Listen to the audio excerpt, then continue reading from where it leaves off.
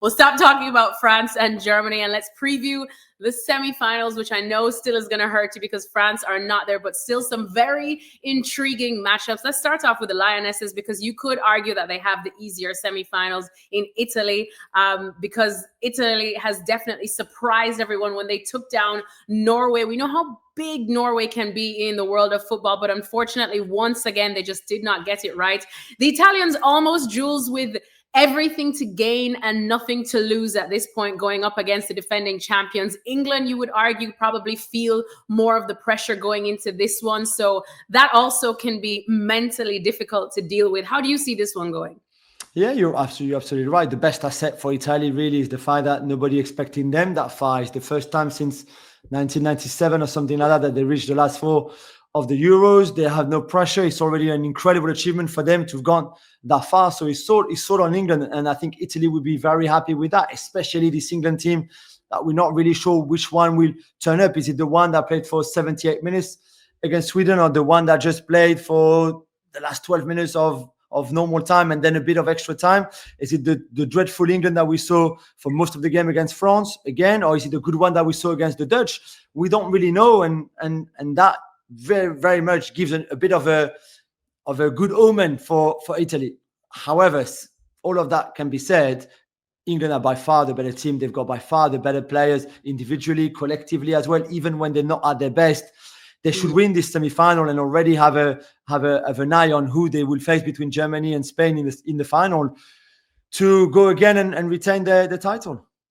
Yeah, well, let's hope that one, after what we saw in the last game against Sweden, does not go to penalty shootouts. At least we definitely saw a better advert for a penalty shootout today, even though it didn't go France's way. For the next semi-final now, we already knew that whether it was France or Germany to go through to face Spain, it was going to be a matchup that is worthy of a final. Again, Spain, heavy favorites in this one, but Germany will definitely be more tired going into this one, but also probably feeling more confident considering what they were able to mentally go through today and surpass it. So how do you see Spain against Germany? Yeah, you saw the mental strength tonight, the resilience that they had, the togetherness through the whole game, which I think counts a lot then when you get to a game like that against Spain, because they will have to produce, certainly without the ball defensively, a very similar performance.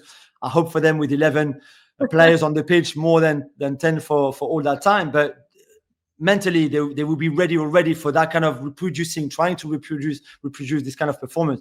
With the ball, they will have to do more than they did tonight, that's for sure. And again, we know they played from minute 13 with 10 players on the pitch, but they did like 128 or 130 passes in 120 minutes.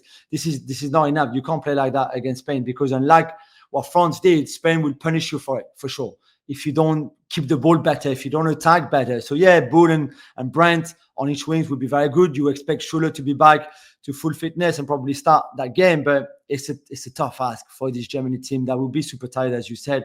And Spain probably enjoy seeing them going all the way down to the shootout tonight, playing 120 minutes and 107 of them with 10 players. And again, Spain, even when they're not at their best, like we saw in the quarterfinals where they didn't really play that great, but still find a way of winning, they're unplayable at times. There's a reason why they are world champions, and we will see if we get a rematch of that final in the Euro final as well. But we will be back after both semifinals. But Jules, what do French people do when they're sad? What are you going to do now? Just going to go to bed and get up at 12 tomorrow. That's what I do. Vin Rouge, nothing? No, it's too late for Vin Rouge. It's like 20 past minutes. I've been to France and it's never too late for Vin Rouge. That's very true. That's very true. A bit of cheese and Vin Rouge then. Jules is being a professional. Unfortunately for France, it was not their day, but Germany march on to the semifinals where they have a date with Spain. But first, it's going to be England against Italy. And like I said, ESPN FC Live will be back after those right here on YouTube. So join us then.